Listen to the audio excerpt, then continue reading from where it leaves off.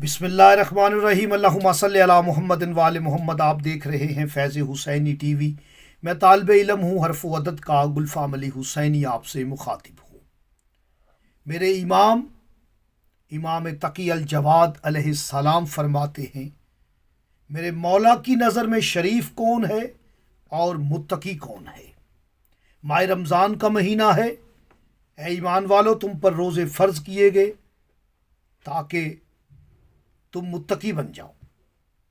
तुमसे पहले लोगों पर भी फ़र्ज़ थे, इसलिए कि तुम मुत्तकी बन जाओ। मेरे इमाम मौला तकी अलैहिस्सलाम फरमाते हैं, मुत्तकी कौन है, शरीफ कौन है। मेरे इमाम का फरमाने ज़ीशान है, शरीफ वो है जो आलिम है, मुत्तकी वो है जो अक्लमंद है। मेरे इमाम ने मुत्तकी अक्लमंद को कहा है कि वो अक्लमंद है जो मुत्तकी है।